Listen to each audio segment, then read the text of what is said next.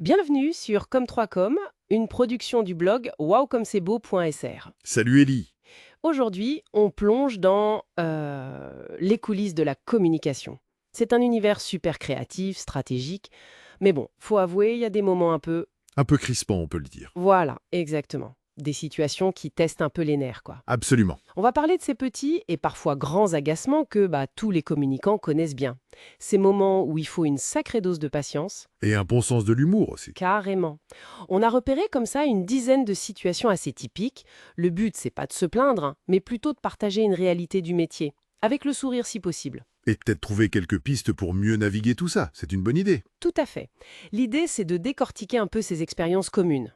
Alors, on commence par un grand classique. La petite phrase qui arrive souvent, Je vois où tu veux en venir. on va juste faire un petit changement. Évidemment, souvent la veille d'un lancement. Le fameux petit changement qui en fait te retourne tout le projet. C'est fou. Ah ben oui, on l'a tous vécu, je crois. Ce détail qui te fait refaire la moitié du boulot à la dernière minute. Ça montre bien à quel point c'est dur de verrouiller les étapes de validation, non? C'est exactement ça.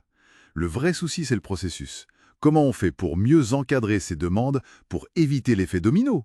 Souvent, c'est là que ça coince. Il faut un cadre de validation super clair, défini au début. Et surtout respecté par tout le monde. Voilà, c'est la clé pour protéger le projet, et puis les équipes aussi qui finissent par faire des nuits blanches. Et dans la même veine, les attentes un peu déconnectées, et il y a le fameux « vous pouvez rendre ça viral ». Ah oui, Comme s'il suffisait d'appuyer sur un bouton magique. c'est ça. L'exemple de la vidéo virale pour du papier toilette était pas mal dans le genre. C'est incroyable comme cette idée persiste. La viralité, en vrai, c'est souvent un alignement de planètes, un truc assez imprévisible. Timing, contenu, plateforme. Et beaucoup de chance aussi, il faut le dire. Vouloir la garantir, c'est juste irréaliste. L'enjeu pour nous, c'est plutôt d'éduquer là-dessus. Oui, de ramener la discussion sur des objectifs concrets, mesurables. L'engagement, la notoriété ciblée, Exactement. Plutôt que de courir après un buzz hypothétique. ce qui nous amène peut-être à une autre perception un peu agaçante. C'est l'idée que, bon, la com, c'est facile. Le fameux « mon neveu fait des super TikToks, il peut s'en occuper ». Ah, ça. Le syndrome du neveu. C'est une tendance à minimiser complètement l'expertise qu'il faut. Bah oui, comparer une stratégie de com pensée avec des objectifs, des KPI, une connaissance des cibles, à une vidéo faite à l'arrache, c'est quand même... C'est ignorer toute la dimension stratégique, technique du métier, Pour contrer ça, il n'y a pas 36 solutions. Faut montrer la valeur ajoutée. prouvée par les résultats concrets. Voilà, expliquer la méthode, mettre en avant l'expérience, montrer que c'est pas juste faire joli ou poster sur Insta, quoi. C'est défendre la complexité de notre métier, en fait. Et cette complexité, elle est aussi mise à mal par les délais impossibles. Ah, les délais. Il nous faut un dossier de presse complet pour après-demain. Classique. Alors que la communication, ça demande du temps, de la réflexion, bah oui, ça génère un stress monstre et forcément un risque d'erreur plus élevé. Une bonne pratique, c'est peut-être d'avoir un planning type à montrer dès le début. Pour cadrer les attentes, ouais, bonne idée. Et puis il y a le grand écart qu'on nous demande parfois. On veut un truc super créatif, original, mais attention, pas trop quand même. Ah oui, innover, oui, mais sans bousculer les habitudes. Rester dans les clous. C'est source de frustration, ça. Carrément. Le fameux mouton à 5 pattes. C'est souvent le reflet d'une certaine frilosité ou d'une peur de sortir de sa zone de confort. Alors comment on gère ça? Une approche, ça peut être de proposer plusieurs pistes. Une option sage, une option un peu plus audacieuse et une carrément disruptive.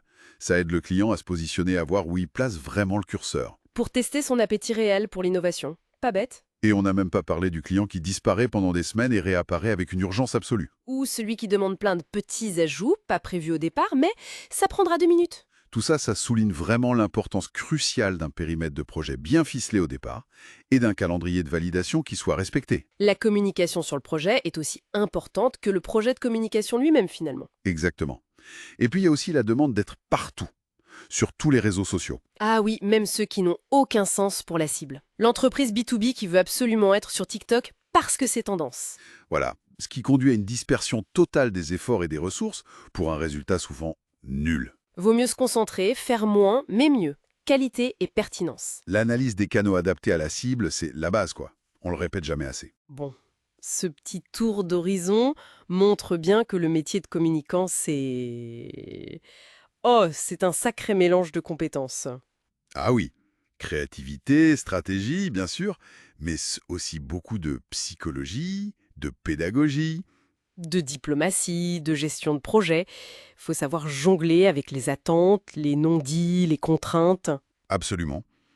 Et même si, bon, tous ces points peuvent être frustrants par moments, ils sont aussi hyper formateurs. Ça nous pousse à être plus clairs, plus organisés, plus adaptables. C'est vrai. Chaque défi, comme ça renforce notre capacité à gérer le complexe, que ce soit le projet ou les relations humaines.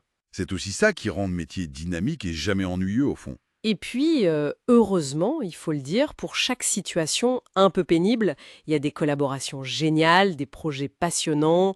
Et la satisfaction de voir une bonne stratégie qui fonctionne. C'est cet équilibre qui nous fait tenir, je pense. Tout à fait. Et tout ça, ça soulève peut-être une question pour finir. Au-delà des anecdotes qu'on a partagées, comment est-ce qu'on pourrait collectivement améliorer cette compréhension mutuelle? Bonne question. Entre ceux qui commandent la com et ceux qui la font, pour que les collaborations soient encore plus fluides, plus efficaces, plus sereines peut-être. Voilà, une réflexion à poursuivre. Merci de nous avoir écoutés sur Comme 3 Com. Rendez-vous prochain épisode.